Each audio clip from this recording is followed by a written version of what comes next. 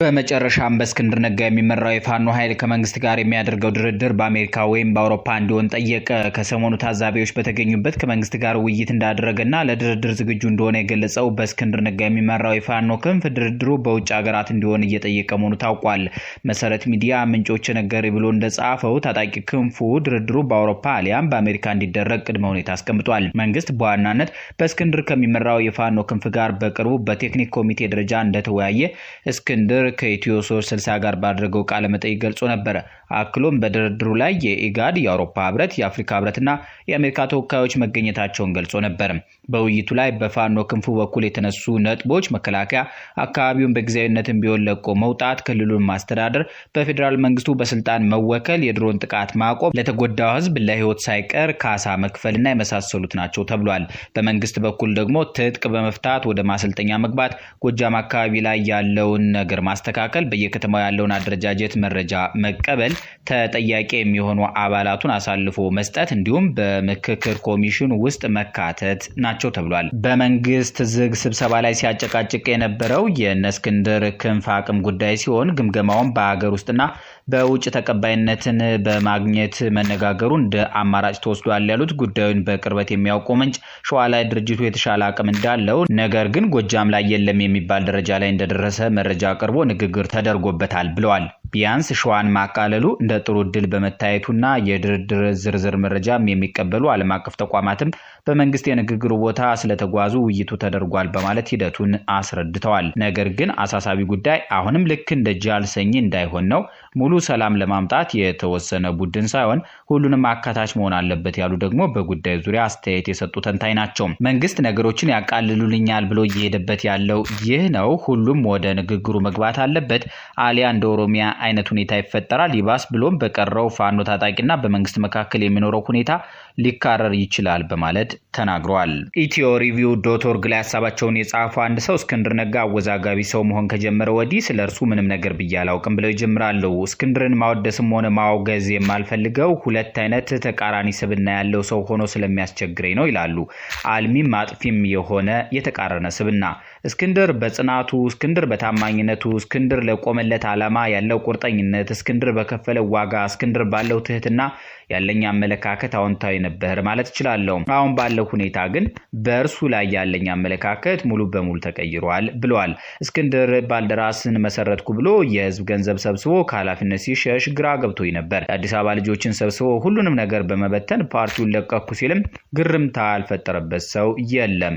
በኋላም አዲስ ግንባር የዳቦ ስም አውጥቶ የፋኖን ትግል በቆረጣ ለመጥለፍ ሲሞክር በሌላ ሰራዊት ድርጅት መሰረትኩ ሲልም ጤንነቱ አጠራጥሮኛል። ግንባሩ በፋኖች ተቀባይነት ሲያጣ ደግሞ እርሱ ራሱ ባሰማራቸው የፖለቲካ ደላሎች ታጣቂዎችን በገንዘብ ሲገዛና ውሸት ሲጀምር እስክንድር ማንነቱ የተምታታበት ሰው መሆኑን ተረዳው ይላሉ ጸሐፊው። የተወሰኑ ሚዲያዎችን የፕሮፓጋንዳ ፈቀላጤ በማድረግ ከአማራ ህዝባዊ ግንባር ወደ ህዝባዊ ሰራዊት ከዚያም ወደ ህዝባዊ ድርጅት እያለ ፍሬቻ ሳያሳይ ሲተጣጠፍና ህዝቡን ግራ ሲያጋባ ሰውየው ያልተገባ የታላቅነት ስም እንደተጎናጸፈ ገባኝ ይላሉ።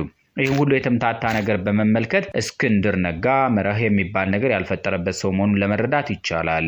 በባልደራስም ሆነ በፋኖ ስም ከፍተኛ መጠን ያለው ገንዘብ ለመሰብሰብ የተቻለው በእስክንድር ነጋ ስም መሆኑን ልብ ይሏል። ይህም ቢሆን ግን እርሱም ሆነ አጫፋሪዎቹ ገንዘቡ የት እንደገባ መግለጫ ለመስጠት አይፈልጉም ነበር። እነዚህን ሁኔታዎች በማጤን እስክንድር ታማኝ ነው የሚለው ሐሳብ ትክክል እንዳልሆነ ተገንዝቤያለሁ ይላሉ ጸሐፊው። በእነዚህ አሉታዊ ጉዳዮች ሳቢያ ህዝቡ በእስክንድር ላይ አመኔታ እንዳይኖረው አድርጎታል ብዬ አምናለሁ እያሉ ይቀጥላሉ። እስክንድር ዛሬ የሰጠው ቃለ ምልልስ ደግሞ ግራ ያጋባል በማለት ይቀጥላሉ። ድርድር ሳይሆን ውይይት በሚል የተምታታውን መግለጫ ያስተጋቡት እስክንድርና ብሩኪ ባስ ህዝቡን ሲያደናግሩ ተደምጠዋል። ብሩኬ እንኳን ድሮም የተምታታበት ጋዜጠኛ እንደሆነ አውቃለሁ።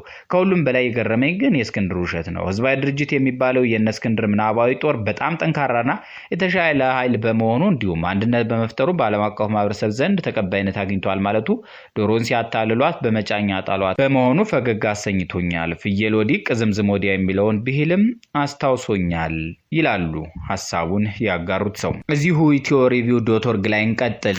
አማራ ህዝብ ማንም ተነስቶ የሚሳተፍበት ፖለቲካ ሰለባ እንደሆነ አብሮ ለመታገል ለማኩረፍና ለመቆጣት ብሎም በተደራጀና በሰከነ አግባብ ጥያቄ ለማንሳት ከበቂ በላይ ምክንያት ያለው ህዝብ መሆኑ በዚሁ ሳቢያ ይህ ታላቅ ህዝብ ደሙን በሊትር በማይታወቅ ዋጋ እየቸረቸሩ ለሚነግዱበት አቅለቀላሎች ሲሳይ እንደሆነ በርካቶች ድምዳሜ ላይ እየደረሱ ነው ብሎ ይጀምራል።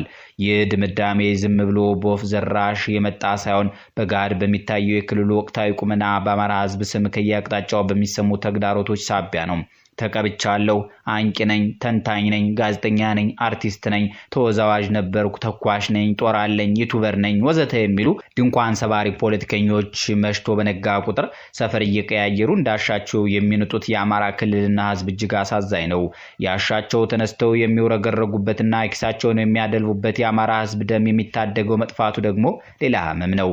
ትናንት የተናገሩትን መልሰው የማይደግሙ ገቢ የሚያስገኝ ሲሆን በጋራ የበለጠ ገቢ የሚያስገኝ ሲሆን እየተጣሉ በግል ወገን ደምና አካባቢ እየመረጡ የአማራን ህዝብ ተቀራምተው የሚነግዱበት ዩቲዩበሮች፣ አክቲቪስት ነን ባዮችና የጋዜጠኛ ራፊ ላያቸው ላይ ጣል ያደረጉ አቅለቢሶች የሚያንቦጫርቁት የሱቅ በደረቴ አይነት ፖለቲካ ዛሬ ላይ የደረሰበት ደረጃ ሰክነው ለሚያስቡ አስደንጋጭ ሆኗል። ህዝቡም አማሯል። አሁን ላይ በኢትዮጵያ እየሆነ ያለውን የሚያስቡ አባቶቻችን ችግር ቢኖርባቸውም በአሁኑ ደረጃ እንደሚታየው ሴረኞች አልነበሩም። ሞራላቸውም የላሸቀና ለብልጭልጩ ሁሉ የሚቃዡ የበዙባቸውም አልነበሩም። ጥቂት ባንዳዎች ቢኖሩም ለሀገራቸውና ለወዳጆቻቸው ሁሉ ሟቾች ነበሩ። ከምንም በላይ እምነት ነበራቸው። ፈጣሪያቸውን የሚፈሩ ነበር። የእምነት ደጅ ላይ ቸርቻሪዎችም አልነበሩም።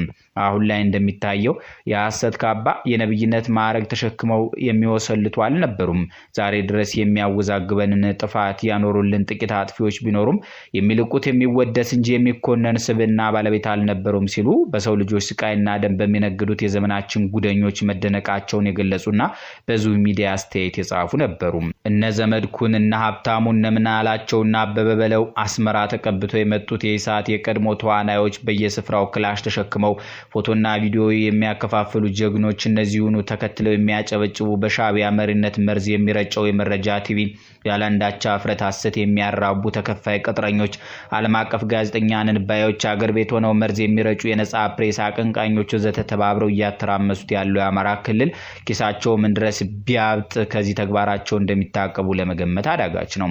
አንዳንዶቹ በልመናና በተቀጠሩበት ልክ በሚያገኙት ሀብት ውጭ ተቀምጠው የልጆቻቸውን ልደት፣ የሚስቶቻቸውን አኒቨርሰሪ፣ የራሳቸውን የባህር ላይ ውሎና ረፍት፣ የገዙትን ቤትና ዘመናዊ ተሽከርካሪ ሳይቀር በምስል ሲያሳዩ ምንም የማይመስላቸው በሚሊዮን የሚቆጠሩ የአማራ ህፃናት ከትምህርት መለየታቸው ቁባቸው አይደለም።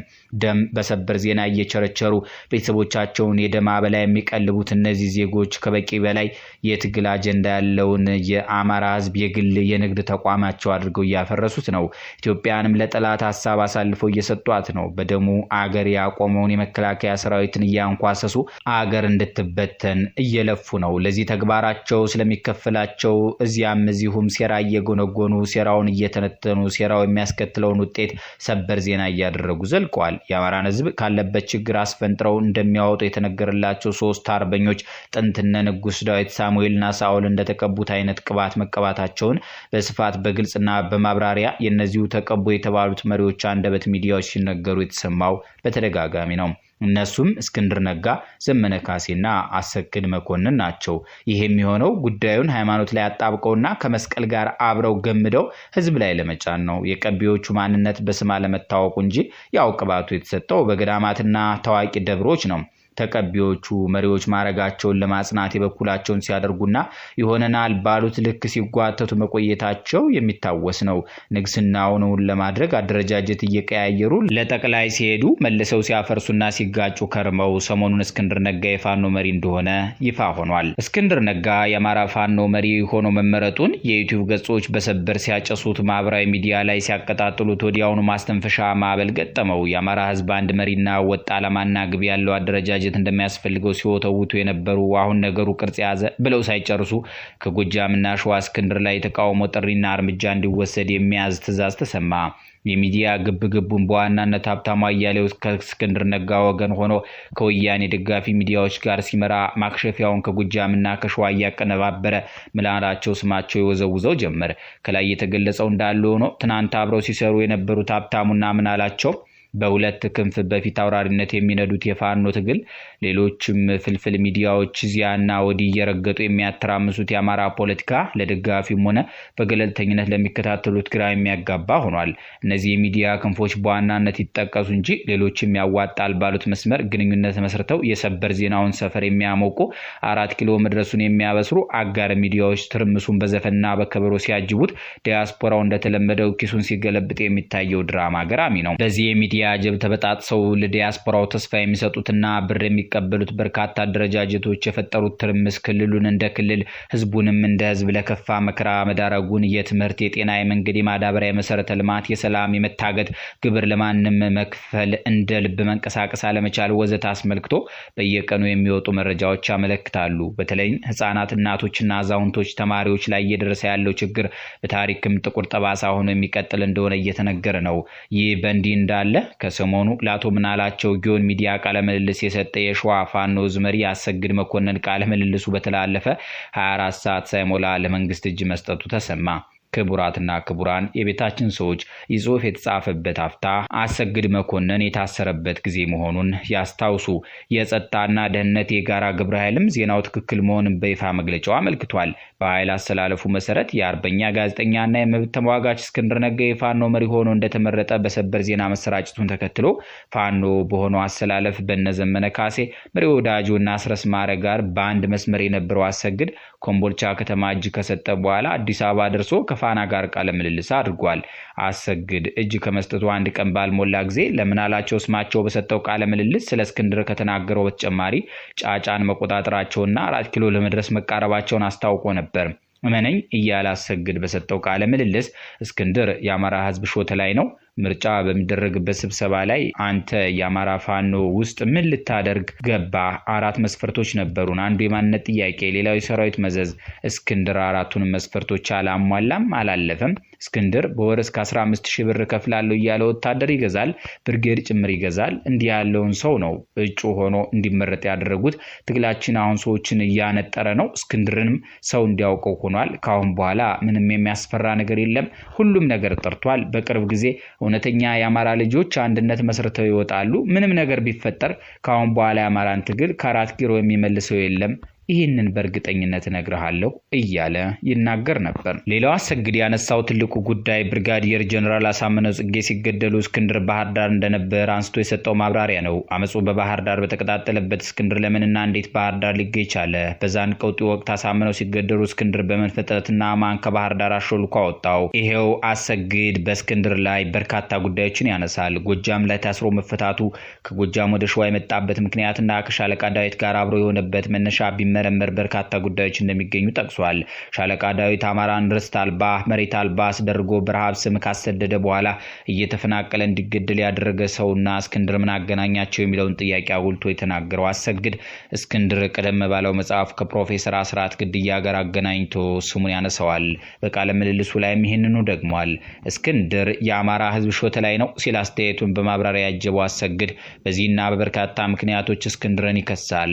ይህን ቃለ ምልልስ በልበሙኑለት የሰጠው አሰግድ ታዲያ ይህም ባለና ጀግና እየተባለ አበባ እየተረጨለት ሳለ አንድ ቀን ሳይሞላ ኮምቦልቻ መገኘቱ የተለያየ ስሜት ፈጥሯል። ምናላቸው ስማቸው እያነጋገረው እያለ ስልኩ ተጠልፎ ተከቦ መያዙን በመግለጽ የቢዮን ትንተና የሚሰጡ ምናላቸው ስማቸው ሆን ብሎ እንዲያዘውና ይህንኑ ለማደግ ከቢያዴን ሰዎች ጋር መምከሩን ይጠቅሳሉ። በዚያው አያይዘው መስቀል ይዞ ለሚያጭበረብረው ሰመድኩን በራቸውን ከፍተው ጉድ ሆኑ ሲሉ የገለጹም አሉ። አሰግድ ግን በፋና ቴሌቪዥን በቀረበ ቪዲዮ የሚከተለውን ብሏል። እርስ በርስ ከተጫረስን ምን ዋጋ አለው? ማጀቴን መተወረሩ፣ ዘረፉ፣ ገደሉ፣ ብዙ አደረጉ። ህዝብ እንዳይሞት የኔ ኃይሎች ለቀው እንዲወጡ አዘዝኩ። የአማራ ትግል የግል ንግድ ተቋማቸው ያደረጉት የሚዘርፉት ሆኗል። የራሳቸው ፍላጎት ያላቸው የውጭ ኃይሎች ጠልፈውታል። ዝግጅት ክፍሉ ያነጋገራቸው እንደሚሉት የአማራ ህዝብን የሚመጥኑ ወገኖች ዝምታቸውን ሰብረው ጣልቃ ሊገቡና ከየትም እየተነሱ ክልሉን የሚያተራምሱ የአማራን ፖለቲካ የሚያንቦጫርቁን በቃችሁ ሊሏቸው ይገባል። ታላቅ አጀንዳ ያለውን ህዝብ ማንም መንገደኛና ድንኳን ሰባሪ ሊደርስበት እንደማይገባ ይገልጻሉ።